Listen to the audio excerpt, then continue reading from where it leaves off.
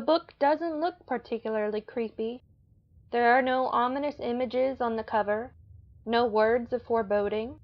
There is only plain red canvas with gold letters that read, "The Tale of Roly Poly."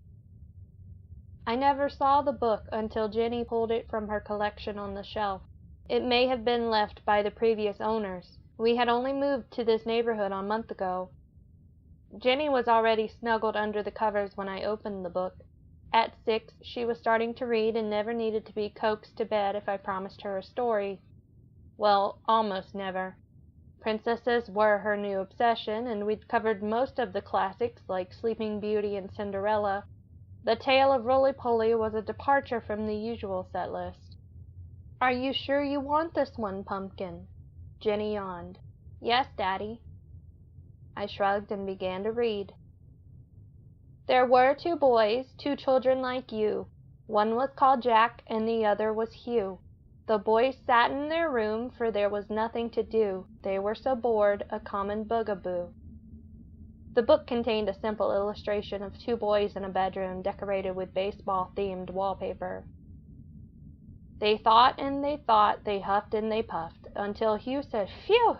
Enough is enough.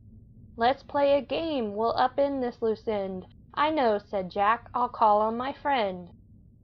I groaned internally and hoped that Jenny would fall asleep soon. This wasn't exactly Dr. Seuss.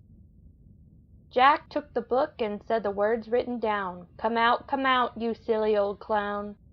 With a wish and a whoosh and a fizzle and a pop, Roly Poly arrived with a great big plop."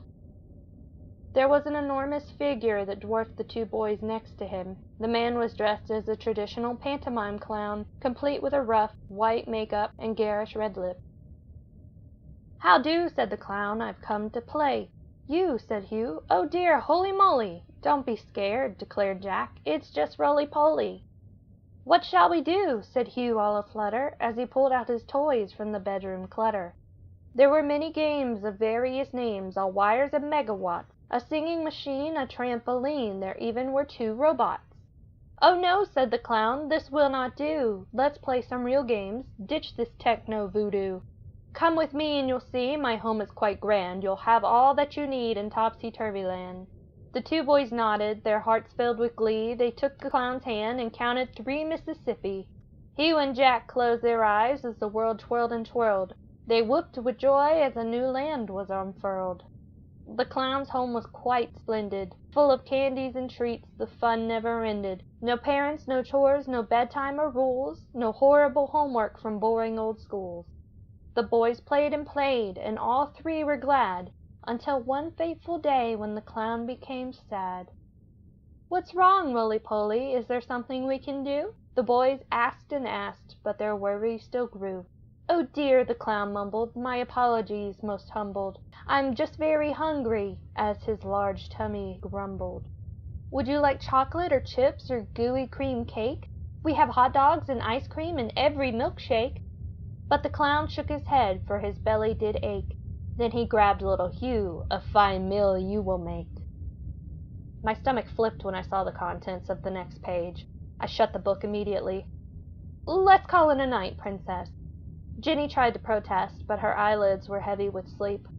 "What happened to the boy, Daddy?" "I'll tell you tomorrow." I kissed Jenny on the forehead and turned out the light. I went downstairs and poured a large glass of wine before reopening the book. The page that I'd closed contained an illustration of a gruesome scene. The clown held one of the boys above his head and had bitten into the child's left side. His teeth tore away chunks of pink flesh as blood trickled down his ruby-stained lips. The boy's eyes were shut, his tear-streaked face frozen in an agonized expression. Spurred on by morbid curiosity, I continued to read. Roly Poly grabbed the boy and held him aloft. He took a big bite. Sweet Hugh was so soft. He gnashed and he gnawed, he chewed and he slurped, and when nothing was left, the clown loudly burped. He looked around. There was no Jack to be found. The boy had run. The chase had begun. Jack ducked and he darted, he ran and he ran. Roly Poly just chuckled, "Come back here, young man. This place is large, indeed it does sprawl. There is no way out, no way at all." The clown was right, for try as he might, Jack rushed to escape. but there was no exit in sight.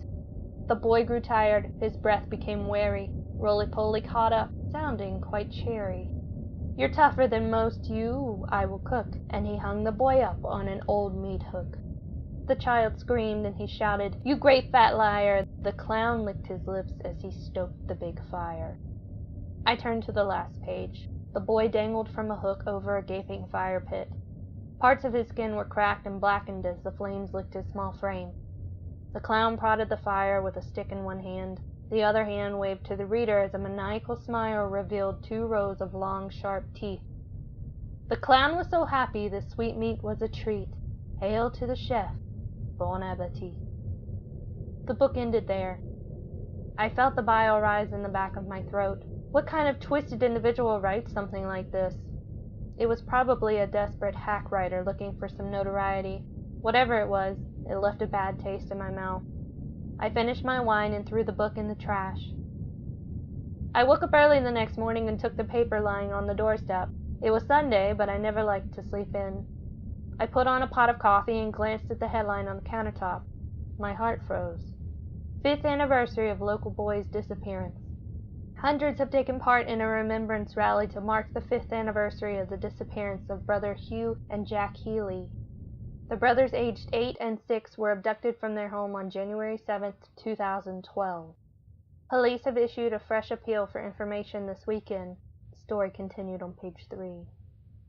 I ran outside and removed the cover of the trash can. Perhaps whoever wrote that book knew something about the boy's disappearance. At the very least, I needed to report this sick material to the police. My stomach lurched as I regarded the contents of the can. The book was gone. A primal panic rose in my chest as I dashed upstairs to Jenny's bedroom. A single piece of paper lay atop the crumpled sheets of her empty bed. Jenny picked a good book, a true tale to excite, but Dad did not like it. He thought it was trite. He stopped the story at the moment of glory. "Oh no, not for you, this part is unfit." The clown did not like that, not one little bit. So Roly Poly told Jenny, who was ever so skinny, "Let's have some fun, we'll show that old ninny." And now Jenny plays in the land topsy-turvy, full of sugar and spice and all things that are girly. While the princess holds court in dresses of satin, the clown simply smiles. She'll do. She'll fatten. It's been 1 week since Jenny went missing. I've given the page to the cops, but they are as baffled as I am. Every hellish verse of that awful book is seared into my skull. I can't sleep. I can't eat. I'm typing this as both an appeal and a warning. If you find this book, don't open it. Don't read it. Call the police. A child's life may depend on it.